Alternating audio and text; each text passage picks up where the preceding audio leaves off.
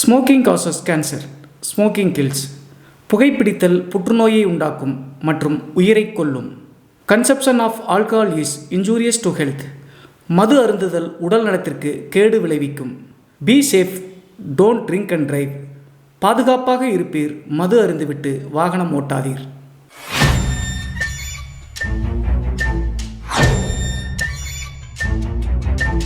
Hi everybody, நான் உங்கள் Siva. Welcome to our channel. இன்றைய காணொலியில் தமிழ்நாட்டினுடைய கும்பகோணத்திற்கு அருகாமையில் நடந்த ஒரு அதிபயங்கர அமானுஷ்ய திகில் சம்பவத்தை தாங்க முழுமையாக பார்க்க போகிறோம். இந்த சம்பவத்தை படித்து முடிக்கும்போது என்னுடைய மனசில் ஒரு பெரிய பாதிப்பு ஏற்பட்டுச்சுங்க. அதே மாதிரி உங்களுக்கும் கண்டிப்பாக அது ஃபீல் ஆகும் அப்படின்னு சொல்லிட்டு கண்டிப்பாக நான் நம்புகிறேங்க. ஸோ இன்றைய காணொலியும் கொஞ்சம் கூட சுவாரஸ்யம் மற்றும் த்ரில்லிங் குறையாமல் நீங்கள் அப்படியே எதிர்பார்க்கலாங்க. இதுபோன்று உங்களுடைய வாழ்க்கையிலும் ஏதாவது திகில் சம்பவம் நடந்துருந்துச்சுன்னா இந்த மின்னஞ்சல் மூலியமாக அதை ஷேர் பண்ணலாங்க. ஒருவேளை மின்னஞ்சலில் டைப் பண்ணுறது கஷ்டமாக இருந்துச்சு அப்படின்னா நம்ம சேனலினோட இன்ஸ்டாகிராம் லிங்க்கை கீழே டிஸ்கிரிப்ஷனில் கொடுத்துருக்காங்க. அதில் போய் ஃபாலோ பண்ணிவிட்டு வாய்ஸ் நோட்டாக கூட ஷேர் பண்ணலாங்க. இது வரைக்கும் நம்ம சேனலை நீங்கள் சப்ஸ்கிரைப் பண்ணாமல் பார்த்துட்டு இருந்தாலும் சரி, புதிய பார்வையாளராக இருந்தாலும் சரி, வீடியோக்கு கீழே இருக்கக்கூடிய சப்ஸ்கிரைப் பட்டன் மற்றும் பெல் ஐக்கான் இரண்டையுமே கிளிக் பண்ணிடுங்க. நம்ம ஷோக்குள்ளே போகலாம்.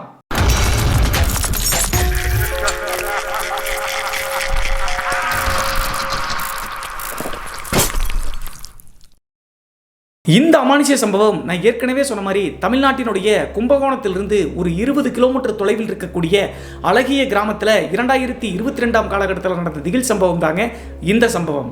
இந்த சம்பவத்தை நம்மளுக்கு மின்னஞ்சல் மூலியமாக ஷேர் பண்ணது சக்தி அப்படிங்கிற நம்ம சேனலினுடைய சப்ஸ்கிரைபருங்க. இந்த நிகழ்வு 2022 காலகட்டத்தில் சக்தியினுடைய நெருங்கிய நண்பராக இருக்கக்கூடிய சந்தோஷ் அப்படிங்கிற நபருக்கு நடந்ததுங்க. அப்படி என்ன நடந்துச்சு அப்படின்னு சொல்லி பார்த்தா, இந்த சம்பவத்தால் பாதிக்கப்பட்ட சந்தோஷ் அப்படிங்கிறவர் பிஇ மெக்கானிக்கல் இன்ஜினியரிங் முடிச்சிருந்திருக்காருங்க.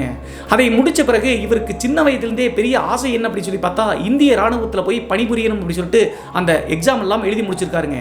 அதற்கடுத்து ரிசல்ட் வர வரைக்கும் ஒரு தனியார் ரெஸ்டாரண்ட்ல போய் கேசியராக வேலை செய்யலாம் அப்படின்னு சொல்லிட்டு வேலை செய்ய ஆரம்பிக்கிறாருங்க. இவர் வேலை செய்யக்கூடிய அந்த ரெஸ்டாரண்ட் கும்பகோணத்தில் தாங்க இருக்கு. மிகப்பெரிய ரெஸ்டாரண்ட் அப்படிங்கிற காரணத்தினால அந்த ரெஸ்டாரண்ட்ல நிறைய ஸ்டாஃப் வந்து ஒர்க் பண்ணிட்டு இருக்காங்க. இந்த சந்தோஷ் அப்படிங்கிற நபரை பொறுத்தளவு அவங்களுடைய அப்பா வந்து கிடையாதுங்க. சிறு வயதிலேயே அவங்களுடைய அப்பா இறந்த காரணத்தினால அம்மாவனுடைய அரவணைப்பில் தாங்க வளர்ந்துருக்காரு. இருந்தாலும் ரொம்ப கஷ்டப்பட்டு தான் இந்த பிஇ மெக்கானிக்கல் இன்ஜினியரிங் அப்படிங்கிற அந்த டிகிரியை முடிச்சிருக்காருங்க. அதே நேரத்தில் சிறு வயதிலிருந்தே அவருக்கு இருக்கக்கூடிய இன்னொரு பிரச்சனை என்ன அப்படின்னு சொல்லி பார்த்தா, பெண்களிடம் அவ்வளவு அட்டாச்சாக பேச மாட்டாருங்க. ஒரு வகையான சை டைப் அப்படின்னு சொல்லலாங்க. ஆனால் கும்பகோணத்தில் இருக்கக்கூடிய அந்த ரெஸ்டாரண்ட்டில் போய் வேலை செய்யும் போது ஒரு பெண்ணோடு நல்ல பழக்கம் ஏற்படுத்துங்க இந்த சந்தோஷ் அப்படிங்கிற நபருக்கு. இவர் அந்த ரெஸ்டாரண்ட்டில் கேசியராக இருக்கக்கூடிய காரணத்தினால அக்கௌண்ட் ஜாப்பில் வந்து தமயந்தி அப்படிங்கிற ஒரு பெண்ணும் வேலை செஞ்சுட்டு இருக்காங்க. அந்த தமயந்தி அப்படிங்கிற பெண்ணும் சந்தோஷ் மாதிரியே தாங்க. பசங்க கிட்ட யாரிடமும் பேச மாட்டாங்க. அது மட்டும் இல்லாமல் கேட்ட கேள்விக்கு எஸ் ஆர் நோ அப்படின்னு சொல்லிட்டு பதில் சொல்லிட்டு வேற எதுவும் அதிகமாக பேசாத ஒரு பெண்மணிங்க. இப்படி இருக்கும்போது சந்தோஷ் அப்படிங்கிறவருக்கு இந்த தமயந்தி மேலே சின்னதாக ஒரு காதல் மலர ஆரம்பிக்குதுங்க. கேசியர் மற்றும் அக்கௌண்டன்ட் பிடிக்கிற காரணத்தினால இரவு வீட்டுக்கு கிளம்பும் போது அந்த பண வரவு செலவுல வந்து ரெண்டு பேரும் பேசி முடிச்சுக்குவாங்க. அப்படி பேசும்போது தான் தமயந்தியினுடைய குணத்தை பார்த்து அந்த அன்பு மற்றும் காதல் அதிகரிக்குதுங்க இந்த சந்தோஷுக்கு. ஒரு காலகட்டத்துக்கு மேலே சந்தோஷ் அந்த தமயந்தி அப்படிங்கிற பெண்கிட்ட தன்னுடைய காதலை சொல்லிடுறாருங்க. ஆனால் காதலை சொன்ன பிறகும் தமயந்தி வந்து பார்த்தீங்கன்னா சரின்னு சொல்லிங்க, வேண்டாம் அப்படின்னு சொல்லலை. சோகத்தோடையே எந்த பதிலும் சொல்லாமல் இருந்திருக்காங்க. கிட்டத்தட்ட ஒரு வார காலகட்டம் 2 வார காலகட்டம் இந்த சந்தோஷ் டெய்லியும் போய் தமயந்தி கிட்ட நான் காதலை சொன்னேன்ல பதில் சொல்லு அப்படின்னு சொல்லிட்டு கேட்டுகிட்டே இருந்திருக்காருங்க. ஆனால் அப்போதும் இந்த தமயந்தி அப்படிங்கிற பெண் சந்தோஷ் கிட்ட எந்தவித ரிப்ளையும் பண்ணலீங்க. இந்த டைமில் சந்தோஷுக்கு அந்த ரெஸ்டாரண்ட்டில் நெருங்கிய நண்பன் யார் அப்படின்னு சொல்லி பார்த்தா இந்த மின்னஞ்சல் அனுப்பின சக்தி அப்படிங்கிற நபர் தாங்க. ரெஸ்டாரண்ட்டில் அவரும் ஒரு ஜாப்பில் இருந்திருக்காருங்க. அடிக்கடி சக்தி கிட்ட போய் சந்தோஷ் வந்து சொல்லுவாருங்க, அந்த பெண்கிட்ட காதலை சொன்ன திரும்பி சொல்லவே இல்லை அப்படின்னு சொல்லிட்டு. இதை கேட்ட உடனே சக்தி அப்படிங்கிறவர் என்ன பண்ணுறாரு அப்படின்னா, தமயந்தியினுடைய அக்காவும் அதே ரெஸ்டாரண்ட்டில் தாங்க வேலை செய்கிறாங்க. அவங்ககிட்ட யதார்த்தமாக சந்தோஷ் வந்து தமயந்தியை காதலிக்கிற அப்படின்னு சொல்லிட்டாரு. ஆனால் அந்த பெண் எந்த பதிலும் சொல்ல மாட்டேங்கிறாங்க அப்படின்னு சொன்ன உடனே தமயந்தியினுடைய அக்கா சொன்ன விஷயத்தை கேட்டு சக்தி மற்றும் சந்தோஷனுடைய தலையில பெரிய இடி வந்து விழுந்துச்சுங்க. அது என்ன அப்படின்னு சொல்லி பார்த்தா, தமயந்தி அப்படிங்கிற இந்த பெண்ணுக்கு சிறு வயதிலிருந்தே ஒரு சின்ன நோய் இருந்திருக்குங்க. அவங்களுடைய இதயத்தினுடைய வாழ்வில் தசை வளர்ச்சி வந்து அதிகமாயிட்டே போகுதுங்க. அந்த காரணத்தினால ரொம்ப வருடங்களுக்கு அவங்களால வாழ முடியாது அப்படின்னு சொல்லிட்டு மருத்துவர்கள் சிறு வயதிலேயே சொல்லிட்டாங்க. இதுவரைக்கும் 2 ஆபரேஷன்கள் பண்ணாலும் கூட சின்ன வயது அப்படிங்கிற காரணத்தினால ஆபரேஷன் பண்ணி முடிச்சாலும் தசை வளர்ந்துகிட்டே இருக்குங்க. ரெஸ்டாரண்ட்ல வேலை செய்யக்கூடிய தமயந்தி அப்போதிலிருந்து ஒரு 10 வருடங்கள் அதிகமாக வாழ்வதே பெரிய விஷயம் அப்படின்னு சொல்லிட்டு மருத்துவர்கள் சொல்லியிருக்காங்க. இதையெல்லாம் மனசுல உணர்ந்து தான் தமயந்தி வந்து சந்தோஷ் கிட்ட தன்னுடைய காதலை வெளிப்படுத்தாமையே சோகமாகவே இருந்திருக்காங்க. இது தமயந்தியினுடைய அக்கா சொன்ன உடனே சந்தோஷுக்கு இன்னும் தமயந்தி மேல காதல் அதிகமாக தான் வந்துட்டு இருக்கு. இந்த விஷயம் எல்லாம் தெரிஞ்சுக்கிட்டு தமயந்தி கிட்ட சந்தோஷ் சந்தோஷ் அடுத்தபடியாக போய் பேசுகிறாருங்க. உனக்கு என்ன பிரச்சனை அப்படின்னு சொல்லிட்டு தெரியும், இருந்தாலும் உன்னை நான் வந்து கைவிட மாட்டேன், உன்னை சாகவும் விட மாட்டேன், என்னை காதலிக்கிறேன்னு மட்டும் சொல்லு அப்படின்னு சொல்லிட்டு ஓன்னு வந்து பார்த்தீங்கன்னா அழுகிறாருங்க. அதற்கடுத்து இவ்வளோ விஷயங்களும் தெரிஞ்சும் தன்னை காதலிக்கிற அப்படின்னு சொல்லிட்டு அந்த பையன் சொன்னதை கேட்டு தமயந்திக்கும் சந்தோஷ் மேலே காதல் மலர ஆரம்பிக்குதுங்க. இவங்களுடைய இருவருடைய காதலும் அப்படியே போயிட்டு இருக்கும்போது தமயந்தியினுடைய வீட்டுக்கு இந்த காதல் விவகாரம் தெரிய ஆரம்பிக்குதுங்க. அப்போது தமயந்தியினுடைய அம்மா ஒரு டைமில் வந்து பார்த்தீங்கன்னா சந்தோஷம் அவங்களுடைய வீட்டுக்கு கூப்பிட வர சொல்லியிருக்காங்க. உடனே தன்னுடைய காதலியினுடைய அம்மா கூப்பிடுறாங்க, திருமணத்துக்காக தான் கூப்பிடுறாங்க அப்படின்னு சொல்லி நினச்சிட்டு சந்தோஷ் அவங்களுடைய வீட்டுக்கு போகிறாருங்க. வீட்டுக்கு போன உடனே அவங்களுடைய அம்மா காஃபியெல்லாம் கொடுத்து நல்ல வரவேற்பு கொடுத்து கடைசியாக தமயந்திக்கு தெரியாமல் தனியாக ஒரு அறையில் கூப்பிட்டு போய் எல்லாத்தையும் எக்ஸ்பிளைன் பண்ணியிருக்காங்க. என்னுடைய பெண்ணை வந்து நீ காதலிக்க வேண்டாம், நீ ஏமாந்து போயிடுவே, அவளுக்கு இதயத்தில் பிரச்சனை இருக்குது, தசை வளர்ச்சி நடந்துகிட்டே இருக்கக்கூடிய காரணத்தினால ஒரு 5 வருடம் 10 வருடம் வாழ்வதே பெருசு அப்படின்னு சொல்லிட்டு மருத்துவர்கள் சொல்லிட்டாங்க. கடைசியாக உன்னை நினச்ச அவளை நினச்சி நீயும் வந்து உங்களுடைய வாழ்க்கையை கெடுத்துக்காதுங்க அப்படின்னு சொல்லிட்டு தமயந்தியினுடைய அம்மா நல்ல முறையாக சந்தோஷ் கிட்ட சொல்லியிருக்காங்க. அந்த பையனுடைய வாழ்க்கை போயிடக்கூடாது அப்படின்னு சொல்லிட்டு நல்ல எண்ணத்தில் தான் தமயந்தியினுடைய அம்மா சந்தோஷ் கிட்ட சொல்லியிருக்காங்க. அதையெல்லாம் கேட்ட சந்தோஷ், இதெல்லாம் எனக்கு முன்னாடியே தெரியும், நீங்கள் நினைக்கிற மாதிரி அவளை நான் சாக விட மாட்டேன், அவள் மேலே எனக்கு காதல் அதிகமாக இருக்குது அப்படின்னு சொன்ன உடனே அவங்களுடைய அம்மா அக்செப்ட் பண்ணிட்டாங்க இருவருடைய காதலையும். அப்போதே சந்தோஷ் தன்னுடைய காதலியான தமயந்தி கிட்ட, இனிமேல் நீ ரெஸ்டாரண்ட்டுக்கு வேலைக்கு வர வேண்டாம், ரெஸ்ட் எடு, உன்னுடைய உடல் நிலைமை மோசமாக இருக்குல்ல, நான் பார்த்துக்கிறேன் அப்படின்னு சொன்ன காரணத்தினால வீட்லேயே இருக்க வச்சுட்டாங்க. அதற்கடுத்து சந்தோஷ் ரெஸ்டாரண்ட் வேலை செஞ்சு அவங்களுடைய அம்மாவை பார்க்கறது மட்டும் இல்லாமல் தன்னுடைய காதலியினுடைய மருத்துவ செலவுகளையும் பார்க்க ஆரம்பிச்சாருங்க. இப்படி இருக்கும்போது நான் ஏற்கனவே சொல்லியிருந்தேன் இல்லையா, சந்தோஷ் வந்து டிகிரி முடித்த உடனே மிலிட்ரியில் வந்து அந்த எக்ஸாம்லாம் எழுதி முடிச்சிட்டார் அப்படின்னு சொல்லிட்டு அந்த எக்ஸாமில் வந்து சக்ஸஸ் ஆன காரணத்தினால இவருக்கு ஒரு ஆஃபர் லெட்டர் வருதுங்க.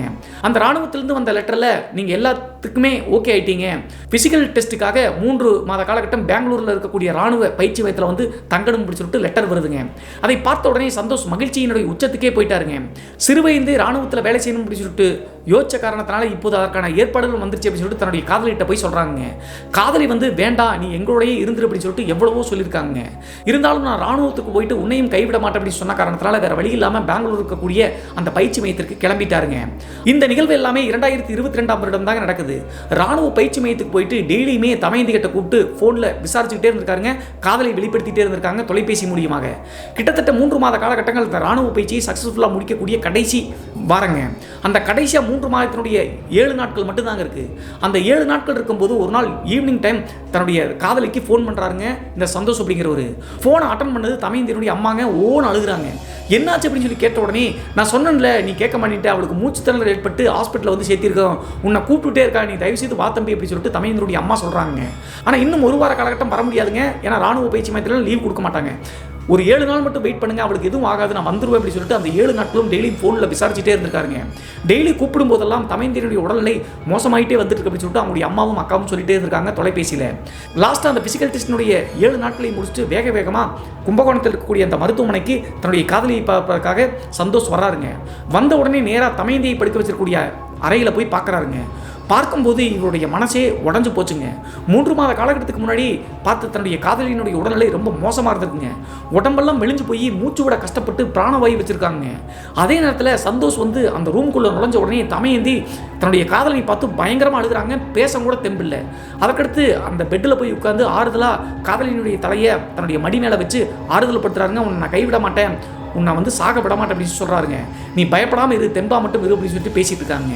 இப்படி பேசிகிட்டே இருக்கும்போது ஒரு அரை மணி நேரம் 1 மணி நேரம் கழிச்சுங்க இந்த தமயந்தி அப்படிங்கிற பெண் தன்னுடைய அக்கா கிட்ட ஜூஸ் வேணும் பசிக்குது அப்படின்னு சொல்கிறாங்க. பெட்டில் படுத்திருக்கக்கூடிய காரணத்தால் ஜூஸ் மட்டும் தான் குடிச்சிருக்காங்க, சாப்பிட முடியறதில்ல. உடனே அவங்களுடைய அக்கா நான் போய் ஜூஸ் வாங்கிட்டு வரேன் அப்படின்னு சொல்லிட்டு கிளம்பும்போது இந்த சந்தோஷ் அப்படிங்கிறவர் நான் போய் வாங்கிட்டு வரேன் வெயிட் பண்ணுங்க அப்படின்னு சொல்லிட்டு கிளம்புறாருங்க. அப்போதும் தமயந்தி அப்படிங்கிற பெண் நீ போக வேண்டாம் அக்கா போட்டு முடிச்சு சொல்லும்போது இல்லை நான் போய் வாங்கிட்டு வரேன் அப்படின்னு சொல்லிட்டு அந்த அறையை விட்டு கீழே கிளம்பி பேக்கரியில் போய் ஜூஸ் போட்டுட்ருக்காருங்க.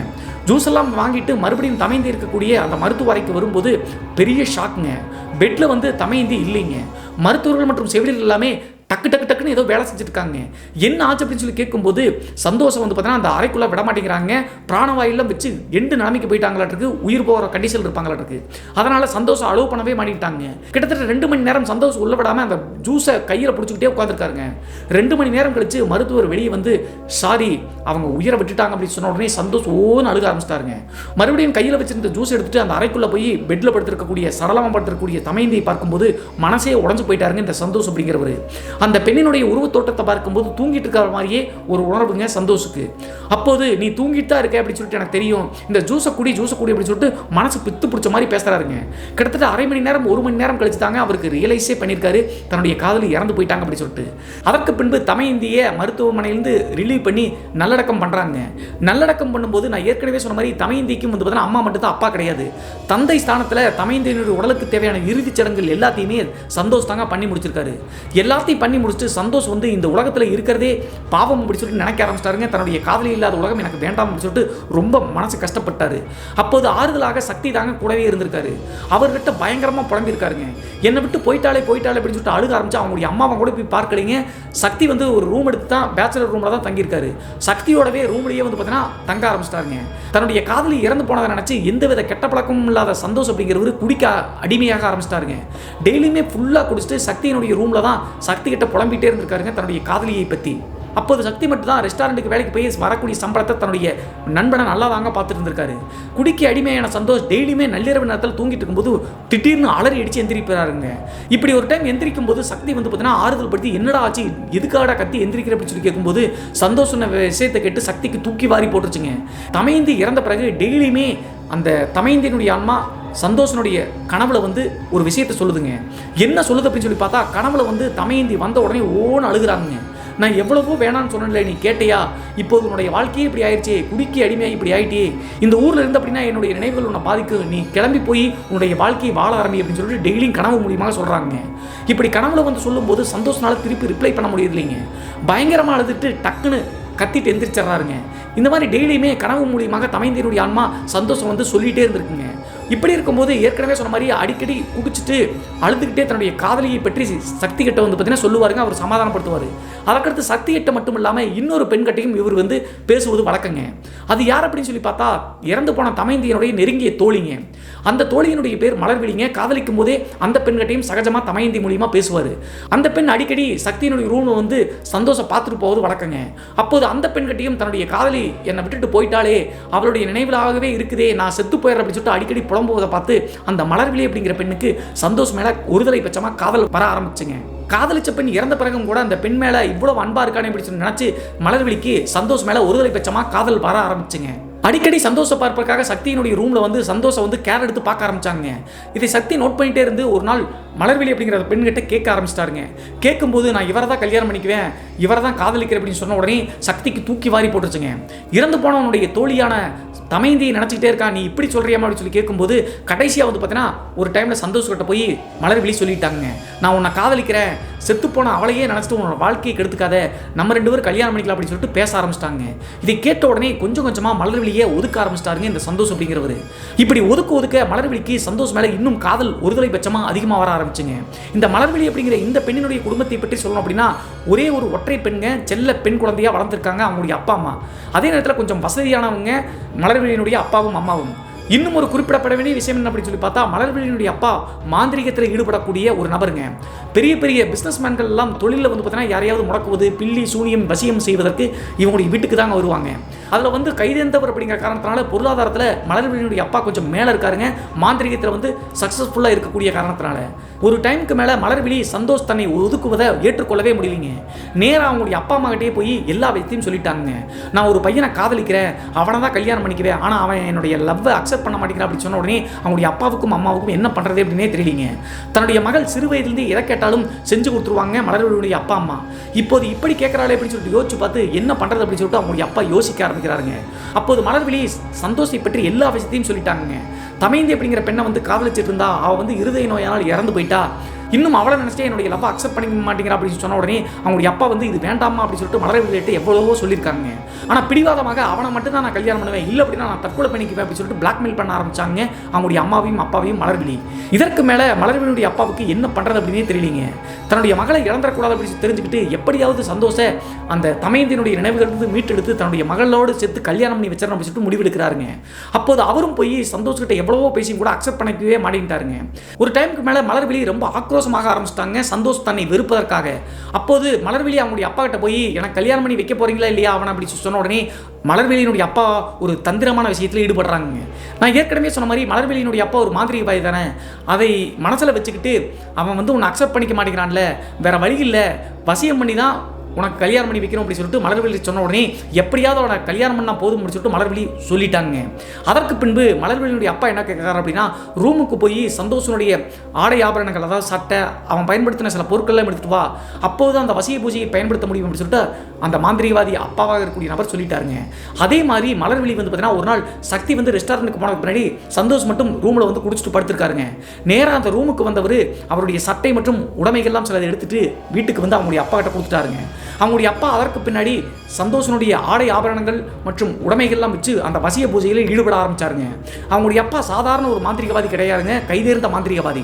கிட்டத்தட்ட அந்த வசிய பூஜை நிறைவேறுவதற்கு ஒரு 10 நாள் 15 நாள் ஆகுங்க. அது வரைக்கும் அந்த பூஜைகளை தொடர்ந்து செஞ்சுக்கிட்டே இருக்குங்க. இப்படி மலர்விழியினுடைய அப்பா சந்தோஷம் வந்து வசியப்படுத்தி தன்னுடைய மகளை கல்யாணம் பண்ணுவது இந்த டைமில் இருந்தால் தமயந்தி அப்படிங்கிற இறந்து போன பெண்ணினுடைய ஆன்மாவினுடைய ஆக்ரோஷம் அதிகமாக ஆரம்பிச்சுங்க. தன்னுடைய காதலன் நம்ம நினச்சிட்டே இருக்கா, அது மட்டும் இல்லாமல் நம்முடைய நெருங்கிய தோழியே இப்படி பண்ணுறாளே அப்படின்னு சொல்லிட்டு கோவத்தில் இருந்த தமயந்தினுடைய ஆன்மா இதை எப்படியாவது கட்டுப்படுத்தணும் அப்படின்னு சொல்லிட்டு தெரிஞ்சுக்கிட்டு ஒரு நாள் கனவுல வந்து நீ இந்த ஊரை விட்டு கிளம்பி போயிரு, அவள் வந்து உன்னை வசியப்படுத்தி கல்யாணம் பண்ண பார்க்குறா, தயவு செய்து கிளம்பி போயிரு அப்படின்னு சொல்லியிருக்குங்க. ஆனால் இவர் போதையில் படுத்திருக்கக்கூடிய காரணத்தினால தமயந்தியினுடைய ஆன்மா வந்து கனவுல சொல்லும் போதெல்லாம் அது பெருசாக எடுத்துக்காமல் அப்படியே விட்டுட்டாருங்க. இப்படியே நாட்கள் போயிட்டு இருக்கும்போது அந்த 10 நாள் 15 நாட்கள் அந்த வசிய பூஜை நிறைவேறுதுங்க சக்ஸஸ்ஃபுல்லாக. அதற்கடுத்து மலர்விழி அப்படிங்கிற பெண் சந்தோஷத்தை போய் பார்க்கும்போது சந்தோஷ் வந்து பார்த்தீங்கன்னா இதற்கு முன்னாடி வேண்டாம் அப்படின்னு சொல்லிட்டு ஒதுக்கிட்டு இருந்தார்ல, இப்போது எந்தவித பதிலும் சொல்லாமல் மந்தமாயிட்டாருங்க. இதை எல்லாத்தையுமே சக்தி நோட் பண்ணிட்டே இருந்திருக்காருங்க. மலர்விழி எங்கே கூப்பிட்டாலும் சந்தோஷ் வந்து பார்த்தீங்கன்னா கூட போக ஆரம்பிச்சாருங்க அந்த வசிய பூஜை காரணத்தினால. லவ் பண்ணுற அப்படின்னு சொல்லும்போது சரின்னு சொல்ல மாட்டேங்கிறாருங்க, வேண்டான்னு சொல்ல மாட்டேங்கிறாரு. ஆனால் மலர்விழி சொல்லக்கூடிய எல்லா விஷயத்துக்கும் தலையாட்டி போக மாதிரி பண்ணுறாருங்க. இதை பார்த்த உடனே சக்திக்கு புரிஞ்சிச்சுங்க தன்னுடைய நண்பன் ஏதோ மாந்திரிகத்தினால பாதிக்கப்பட்டிருக்கா அப்படின்னு சொல்லிட்டு. ஏற்கனவே மலர்விழியினுடைய அப்பா மாந்திரிகவாதி அப்படின்னு சொல்லிட்டு தெரியுங்க. ஸோ அதனால் இவருக்கு சந்தேகம் வந்திருக்குங்க. ஸோ அதனால் இவருக்கு இப்படி சந்தேகம் வந்திருக்குங்க. அதே நேரத்தில் அந்த வசிய பூஜை முடிஞ்சு சந்தோஷம் வந்து மலர்விழி சொல்வதெல்லாம் கேட்டு அதற்கு பின்பு இறந்து போன தமயந்தியினுடைய ஆன்மாவினுடைய ஆட்டம் அதிகமாக ஆரம்பிச்சுங்க.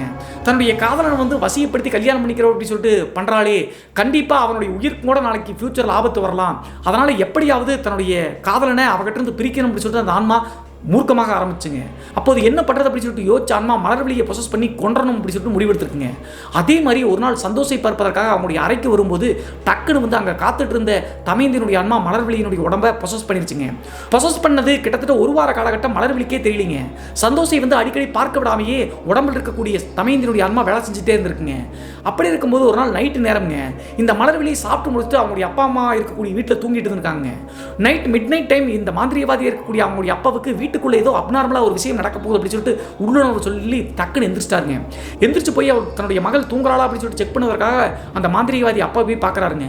பார்க்கும்போது இவர் நினச்ச மாதிரியே ஒரு பயங்கரம் நடந்துட்டு இருக்குங்க. என்ன நடச்சு அப்படின்னு சொல்லி பார்த்தா மலர்விழி வந்து பார்த்தீங்கன்னா மின்விசிறியில் தூக்கு போட்டு தொங்குறதுக்கு ரெடி ஆகிட்டு இருக்காங்க. உடனே அவங்களுடைய அப்பா கஷ்டப்பட்டு கதவை உடைச்சு வேகமாக போய் அவங்களுடைய மகளை காப்பாற்றிட்டாருங்க. அப்போது கீழே இறக்கி படுக்க வச்சு தன்னுடைய மகள்கிட்ட கேட்குறாங்க, என்னாச்சு, அவன் தான் நீ சொல்கிறதெல்லாம் கேட்குறானே, கல்யாணம் பண்ணிக்கிறேன்னு சொன்னாலும் அக்செப்ட் பண்ணிட்டான்ல, இப்போயே இதை பண்ணுற அப்படின்னு சொல்லி கேட்கும்போது எந்த வித பதிலும் சொல்ல மாட்டேங்கிறாங்க. அப்போது மலர்விழியுடைய அப்பா மறுபடியும் சந்தோஷுக்கும் மலர்விழிக்கும் ஏதாவது சண்டை வந்துருச்சு, அதனால தான் இப்படி பண்ணுறாள் அப்படின்னு சொல்லிட்டு யோசிக்கிறாருங்க. பெருசாக எடுக்காமல் விட்டுட்டாரு. தமையந்தினுடைய ஆன்மா தான் இதெல்லாம் செய்யுது அப்படின்னு சொல்லிட்டு அவருக்கு புரியலிங்க. அன்றைய நாள் முடிச்சு 2-3 நாள் கழிச்சு மறுபடியும் ஒரு நாள் இரவுங்க, 3வது நாள் இரவு நைட்டு தூங்கிட்டு இருக்கும்போது மலர்விழியுடைய ரூமில் வந்து பார்த்தீங்கன்னா பயங்கரமாக கருகல் சுமல் அடிச்சு அவங்களுடைய அப்பா எந்திரிச்சிட்டாருங்க. அந்த நாள் அமாவாசை நாள் அப்படிங்கிற காரணத்தினால நள்ளிரவு நேரத்தில் மாந்திரிகத்திற்காக பூஜை பண்ணி எடுத்துருக்காருங்க மலர்விழியுடைய அப்பா. அதே டைமில் தான் இந்த கருகிற வாசம் அடித்து வேக வேகமாக பூஜையை விட்டு எந்திரிச்சு போய் பார்க்கும்போது மலர்விழி படுத்தக்கூடிய பெட்டை சுற்றி ஃபுல்லாக தீ எரிஞ்சிட்டு இருக்குங்க. அதை பார்த்த உடனே மலர்விழியுடைய அப்பா மிரண்டு போய் ரூமுக்குள்ளே ஓடி போய் பார்க்கும்போது பெரிய ஷாக்குங்க மலர்விழியுடைய அப்பாவுக்கு. அமாவாசை காலகட்டம் அப்படிங்கிற காரணத்தினால இறந்து போன தமயந்தியினுடைய ஆன்மா, அந்த பெண்ணினுடைய ஆன்மா மலர்விழி தீப்பிடிச்சி பெட்டில் சாகிற மாதிரி கிடக்கிறாங்கல்ல, பக்கத்துலேயே ஆக்ரோஷமாக மலர்விழியை பார்த்துட்டு தமயந்தியினுடைய ஆன்மா நிற்கிறத மாந்திரிகவாதி அவருடைய கண்களால் பார்த்துட்டாருங்க. பார்த்த பிறகு தாங்க புரிஞ்சிருக்குங்க தன்னுடைய மகள் சுயநினைவிலே இல்லை, ஏதோ பொசஸ் ஆகி தான் இப்படி பண்ணுறா அப்படின்னு சொல்லிட்டு அவசர அவசரமாக அவருடைய மாந்திரிக வித்தையை பயன்படுத்தி மலர்விழியை அதிலிருந்து காப்பாற்றிட்டாருங்க. காப்பாற்றின பிறகு மலர்விழியினுடைய அப்பா ஒரு முக்கியமான டிசிஷன் எடுக்கிறாருங்க. தன்னுடைய மகள் வந்து சந்தோஷம் இல்லாமல் வாழவே மாட்டா, கண்டிப்பாக தற்கொலை பண்ணிக்குவா. இப்போது அந்த பெண்ணினுடைய ஆன்மா தன்னுடைய மகளை பொசஸ் பண்ணிச்சே, என்ன பண்ணுறது அப்படின்னு யோசிச்சு பார்த்து எப்படியாவது தமயந்தினுடைய ஆன்மாவை கண்ட்ரோல் பண்ணி இந்த உலகத்தை விட்டு நீக்கி இவங்களுக்கு தொந்தரவு இல்லாமல் பண்ணணும் அப்படின்னு சொல்லிட்டு முடிவெடுத்து அந்த பூஜைகளில் ஈடுபட ஆரம்பிக்கிறாருங்க. அப்போது நிறைய ரிச்சுவலை பண்ணி பார்த்து கடைசியாக சாத்தான் வழிபாடு அப்படிங்கிற ஒரு பயங்கரமான ரிச்சுவல் பண்ணாதான் இறந்து போன தமையந்தியினுடைய ஆன்மாவை கண்ட்ரோல் பண்ண முடியும் அப்படின்னு சொல்லிட்டு புரிஞ்சுக்கிட்டாருங்க. அந்த சாத்தான் வழிபாட்டில் ஈடுபட ஆரம்பிச்சாருங்க. அந்த வழிபாடும் கிட்டத்தட்ட ஒரு 10 நாள் 20 நாள் வரைக்கும் தொடர்ந்து நடக்குங்க. 20 நாள் கழிச்சு தான் தமையந்தினுடைய ஆன்மாவை இவருடைய கண்ட்ரோலில் கொண்டு வர முடியும். அதே நேரத்தில் தன்னுடைய மகளான மலர்விழியோட வந்து தமையந்தினுடைய ஆன்மாவை நீக்குவதற்கு 20 நாள் ஆகும். அது வரைக்கும் இந்த பூஜைகளை தொடர்ந்து செய்யலாம் அப்படின்னு சொல்லிட்டு அந்த சாத்தான் வழிபாடில் ஈடுபட ஆரம்பிச்சாருங்க. இந்த சாத்தான் வழிபாடு மலர்விழியினுடைய அப்பா பண்ணிட்டு இருக்கக்கூடிய 3வது நாளும் 4வது நாளுங்க. ஒரு நாள் நைட்டு சக்தி மற்றும் சந்தோஷ் சாப்பிட்டு முடிச்சுட்டு நைட்டு 10 மணி 11 மணி இருக்குங்க. நல்லா தூங்கிட்டாங்க. 11 மணி தோராயமாக சக்தியினுடைய ரூம் கதவை யாரோ தட்டுறாங்க. தட்டின உடனே கதவை திறந்து பார்க்கும்போது மலர்விழி தாங்க நிற்கிறாங்க. ஏற்கனவே மலர்விழியினுடைய அப்பா இதெல்லாம் செய்கிறத பார்த்துட்டு சக்திக்கு வந்து பார்த்தீங்கன்னா மலர்விழி வந்து தன்னுடைய நண்பரான சந்தோஷக்கிட்ட பேசுவது பிடிக்கவே இல்லைங்க. இந்த டைமுக்கு எதுக்கு இங்கே வந்த, நீ கிளம்பு அப்படின்னு சொல்கிறாருங்க. அப்போது நான் சந்தோஷம் பார்க்க வரல, உங்களை பார்க்க தான் வந்திருக்கு அப்படின்னு சொல்லிட்டு மலர்விழி வந்து பார்த்தீங்கன்னா தலையை கீழே குனிஞ்சுக்கிட்டே வித்தியாசமான குரல்ல பேசுறாங்க. உடனே சரி என்னதான் சொல்ல வர்றா அப்படின்னு சொல்லிட்டு பார்க்கலாம்னு சொல்லிட்டு சக்தி வந்து பார்த்தீங்கன்னா சொல்லுமா அப்படின்னு சொல்லும்போது அந்த அரை கதவுலேருந்து கொஞ்சம் தூரம் தள்ளி ஒரு பால்கனிமா இருக்குங்க. அந்த இடத்துக்கு பக்கத்தில் போயிட்டு சக்தி கிட்ட மலர்விழி பேச ஆரம்பிக்கிறாங்க. பேசிட்டே இருக்கும்போது மலர்விழி சொன்னதை கேட்டு சக்திக்கு தூக்கி வாரி போட்டுருச்சுங்க. என்ன சொல்றாங்க மலர்விழி அப்படின்னு சொல்லி பார்த்தா, நீங்க தயவு செய்து சந்தோஷம் கூப்பிட்டு இந்த ஊரை விட்டு காலி பண்ணி போயிருங்கண்ணா, நீங்க போலினாலும் பரவாயில்ல, சந்தோஷம் எப்படியாவது கஷ்டப்பட்டு அனுப்பி வச்சிருங்க. ஏன் அப்படின்னா மலர்விழியினுடைய அப்பா இந்த சாத்தான் வழிபாட்டில் ஈடுபட்டு தமையந்தினுடைய ஆன்மாவை கண்ட்ரோல் பண்ண பார்க்குறாரு. அதே நேரத்தில் எப்படியாவது கஷ்டப்பட்டு கல்யாணம் பண்ணிக்கலாம் அப்படின்னு சொல்லிட்டு பண்ண பார்க்குறாரு அப்படின்னு சொல்லிட்டு மலர்விழி வாயினாலேயே சொன்னதை கேட்டு சக்திக்கு தூக்கி வாரி போட்டுருச்சுங்க. அப்போதே வந்து பார்த்தீங்கன்னா சக்தி யோசிக்க ஆரம்பிச்சிட்டாருங்க. என்னடா தமையந்தினுடைய சைட்லேருந்து பேசுகிற மாதிரி மலர்விழி பேசுகிறாள் அப்படின்னு சொல்லிட்டு என்னமா சொல்கிற அப்படின்னு கேட்கும்போது, அண்ணா நான் மலர்விழி இல்லை தமையந்தி பேசுகிறேன் அப்படின்னு சொன்ன உடனே தூக்கி வாரி போட்டுருச்சுங்க சக்திக்கு. உடனே பயந்து போன சக்தி வேகமாக எந்த வித பதிலும் சொல்லாமல் அறைக்குள்ளே வந்து கதவை பூட்டிக்கிட்டாருங்க. கதவு பக்கத்தில் வெளியே வந்து நின்று மறுபடியும் மலர்விழி சொல்கிறாங்க, நீங்கள் பயப்படாதீங்கன்னா உங்களை நான் ஒன்றும் செய்ய மாட்டேன், தயவு செய்து சந்தோஷம் காப்பாற்ற பாருங்க அப்படின்னு சொல்லிட்டு அந்த பெண் மலர்விழி கிளம்பிட்டாங்க. அதற்கு பிறகு சக்தி என்ன பண்ணுறது அப்படின்னு சொல்லி யோசிச்சுட்டு கடைசியாக சந்தோஷனுடைய அம்மாவுக்கு ஃபோன் பண்ணி எல்லா விஷயங்களையும் ஒன்றும் விடாமல் சொல்லிட்டாருங்க. ஏற்கனவே தமையந்தியை காதலிச்சது, தமையந்தி செத்து போனது, அதற்கடுத்து தமையந்தியினுடைய தோழி மலர்விழி வந்து பார்த்தீங்கன்னா சந்தோஷ காதலிக்கிற அப்படின்னு சொல்லிட்டு ஒருதலை பச்சமம் பண்ணது, அவங்களுடைய அப்பா மாந்திரிகவாதியாக இருக்கிறது, சாத்தான் வழிபாடு பண்ணி அந்த தமையந்தியினுடைய ஆன்மாவை கட்டுப்படுத்திட்டு சந்தோஷம் வந்து மலர்விழிக்கு கல்யாணம் பண்ண பார்க்குறது எல்லாத்தையும் ஒன்றும் விடாமல் ஃபோனில் சொல்லிட்டாருங்க. சொன்ன உடனே சந்தோஷனுடைய அம்மாவுக்கு உடம்பே நடுங்கி போச்சுங்க. தன்னுடைய மகன் நெருங்கிய நண்பனுடைய ரூமில் தான் இருக்காங்க அப்படின்னு சொல்லிட்டு அது பெருசாக எடுத்துக்காம விட்டாங்க. ஆனால் இதை கேட்டு அடுத்த நாள் காலையிலேயே சந்தோஷனுடைய அம்மா ரூமுக்கு வந்துட்டு சந்தோஷம் வந்து பார்த்தீங்கன்னா கோவிலுக்கு போகலாம்னு சொல்லிட்டு ஓன்னு அழுகுறாங்க. எவ்வளவு சொல்லியும் கூட சந்தோஷம் வந்து பார்த்தீங்கன்னா எதுவுமே பதில் பேச மாட்டேங்கிறாருங்க. அப்போது நடந்து போச்சுடா, அந்த பெண் தான் இறந்து போயிட்டால, உன்னோட வாழ்க்கை தடம் புரண்டு போயிடக்கூடாது, நல்ல வாழ்க்கை வாழணும்னு சொல்லிட்டு அம்மா அழுகுறாங்க. அப்போதும் வந்து பார்த்தீங்கன்னா சந்தோஷ் அக்செப்ட் பண்ணிக்கவே மாட்டேங்கிறாருங்க. தமையந்தி இறப்பதற்கு முன்னாடி கடவுள் நம்பிக்கை சந்தோஷுக்கு அதிகங்க. ஆனால் தான் சீரியஸாக காதலிச்ச காதலி இறந்த பிறகு கடவுள் நம்பிக்கையே இல்லைங்க. அந்த காரணத்தால தான் அவங்களுடைய அம்மா வந்து கோவிலுக்கு போகலாம்னு சொல்லும்போது வரமாட்டேங்கிறாருங்க. அதற்கடுத்து அவங்களுடைய அம்மா நீ வரல அப்படின்னா நான் தற்கொலை பண்ணிக்குவேன் அப்படின்னு சொல்லிட்டு அவங்களுடைய அம்மாவும் சந்தோஷத்துக்கு பிளாக்மெயில் பண்ண காரணத்தினால வேற வழி இல்லாமல் சரின்னு சொல்லிட்டு அந்த கோவிலுக்கு வந்து பார்த்தீங்கன்னா அவங்களுடைய அம்மாவோடு சந்தோஷ் போறாருங்க. கோவிலுக்கு போன உடனே சந்தோஷனுடைய அம்மா கிட்ட அந்த அருள்வாக்கு சொல்லக்கூடிய நபர் வந்து சந்தோஷம் பார்த்த உடனே சொல்லிட்டாங்க. சக்தி சொன்ன அனைத்து நிகழ்வுகளும் ஒன்று விடாமல் நேரில் சினிமா காட்சியில் பார்த்த மாதிரி சொல்லியிருக்காருங்க. இப்போது ஒரு சாத்தான் வழிபாடு வந்து பார்த்தீங்கன்னா அந்த மாந்திரிகவாதி பண்ணிட்டு இருக்கான், சந்தோஷத்தை வந்து பார்த்தீங்கன்னா தன்னுடைய கட்டுப்பாட்டில் கொண்டு வருவதற்கும் அந்த தமையந்தினுடைய ஆன்மாவை அழிப்பதற்காகவும் அப்படி சொல்லிட்டு எல்லாத்தையும் சொன்ன உடனே என்ன பண்ணுறது அப்படின்னு சொல்லிட்டு சந்தோஷனுடைய அம்மா பயந்துகிட்டே கேட்குறாங்க. பயப்படாதீங்க, கடவுளுக்கு மேலே அந்த மாந்திரிகவாதியினுடைய வித்தை ஈடுபடாது அப்படின்னு சொல்லிட்டு கிட்டத்தட்ட 3 நாட்கள் அந்த கோவிலையே சந்தோஷம் வச்சு சந்தோஷம் வந்து பார்த்தீங்கன்னா நார்மல் நிலைக்கு கொண்டு வராங்க. அந்த வசிய பூஜையிலிருந்து விலக்கி விட்டாங்க. அந்த வசியத்திலிருந்து சந்தோஷம் வந்து விலக்கி விட்ட பிறகு அந்த அருள்வாக்கு பெற்ற பூசாரிக்கு இன்னொரு தகவல் தெரிய வருதுங்க. அந்த சாத்தான் வழிபாடை எப்படியோ சக்ஸஸ்ஃபுல்லாக கொண்டு வந்து அந்த தமையந்தினுடைய ஆன்மா வந்து அந்த மாந்திரிகவாதியினுடைய கட்டுப்பாட்டுக்குள்ளே வந்துருச்சுங்க. அந்த ஆன்மானால எதுவும் செய்ய முடியாமல் தவிக்குது அப்படி சொல்லிட்டு சந்தோஷனுடைய அம்மா கிட்ட அந்த அருள்வாந்த பூசாரி வந்து சொல்கிறாருங்க. அதற்கடுத்து தன்னுடைய மகனை எப்படியாவது காப்பாற்றணும் அப்படின்னு சொன்ன காரணத்தினால அந்த சாத்தான வழிபாடு மற்றும் வசிய பூஜையிலிருந்து சந்தோஷம் விடுபட்டு கொடுக்க ஆரம்பிச்சிட்டாருங்க. அப்படி நார்மலான பிறகு மறுபடியும் சந்தோஷுக்கு வந்து பார்த்தீங்கன்னா தன்னுடைய இறந்து போன காதலியினுடைய ஞாபகம் ரொம்ப அதிகமாக ஆரம்பிச்சுங்க. நான் ஏற்கனவே சொன்ன மாதிரி வசியத்தில் இருந்த காரணத்தினால மலர்விழி சொல்லதெல்லாம் தலையாட்டிட்டு இருந்தார். இப்போது அந்த பூஜையெல்லாம் உடைச்சிட்டார் இல்லையா அருள்வாக்கு வந்த பூசாரி. ஸோ மறுபடியும் இறந்து போன காதலியினுடைய ஞாபகங்கள் அதிகமாக வர ஆரம்பிச்சுங்க. அதே நேரத்தில் அந்த கோவிலில் அந்த மாந்திரிக பூஜை மற்றும் அந்த வசியத்தை உடைச்சதை வந்து மலர்விழியுடைய அப்பாவுக்கு புரிஞ்சிச்சுங்க. இதற்கு மேலே சந்தோஷம் எதுவும் பண்ண முடியாது அப்படின்னு தெரிஞ்சுக்கிட்டு கிட்டத்தட்ட 3 மாத காலகட்டங்கள் கழித்து மலர்விழியை வேறொரு நபருக்கு அவங்களுடைய அப்பா திருமணம் பண்ணி வச்சிட்டாருங்க.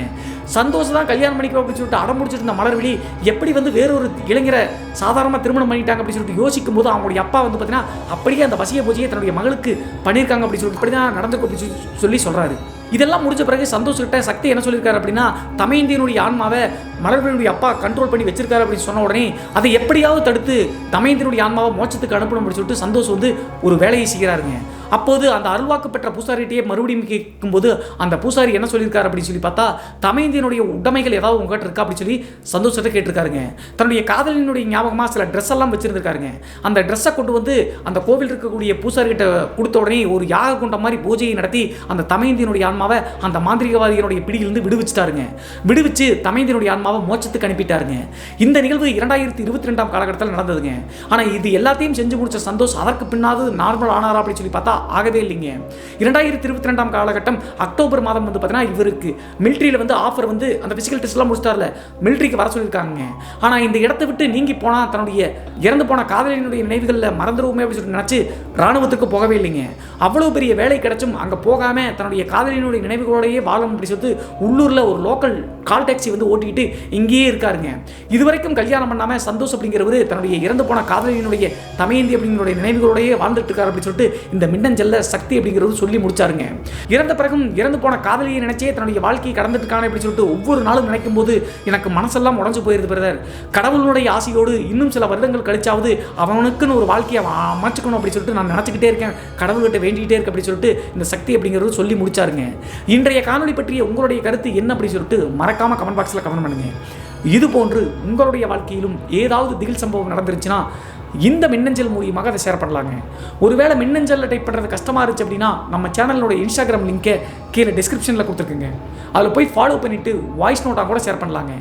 மீண்டும் ஒரு த்ரில்லிங்கான அமானிஷ் எபிசோடுடன் உங்களை சந்திக்கும் வரை நான் உங்கள் சிவா.